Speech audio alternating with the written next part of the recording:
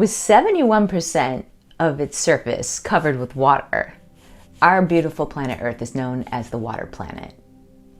And it makes sense that since we've evolved on this planet, the amount, purity, and structure of the water that we drink has an incredible impact on our health. We are largely comprised of water.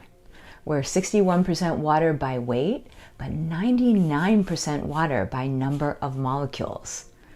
And that almost seems impossible because we have so many different types of molecules, but most of the molecules in our body are really large. Our DNA, our proteins, our fatty acids are all very large molecules. And water molecules are so tiny, they fill the spaces in between the molecules and even intercalate into the molecules themselves. And of course, water is, mainly what our blood is comprised of. So we have water in our bloodstream, we have water in our lymphatic fluid, and our cerebral spinal fluid is largely comprised of water. And then water binds to things. So, for example, our extracellular matrix, which is one thing in the body that connects every cell to every other cell, is largely comprised of water.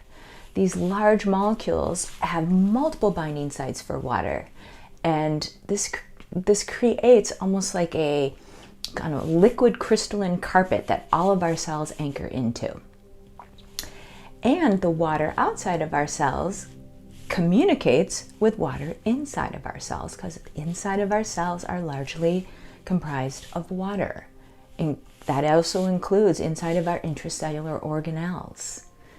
And we've learned many things that water does inside the cell. So our cells have almost like a scaffolding of microtubules.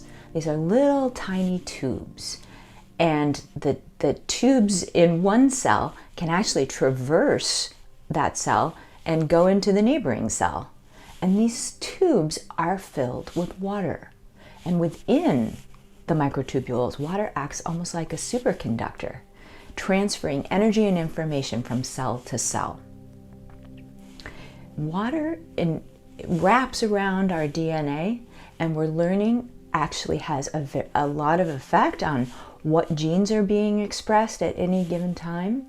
And water wraps around our proteins. And a lot of our molecules in the body are somewhat quiet and don't do very much when they're kind of wrapped in a ball, but they have to unfurl to have an effect. And it turns out water plays a big role with that. And so how is it that water can play such a huge role in our body? Well, for one, it's everywhere. There's almost not a space in the body where water isn't.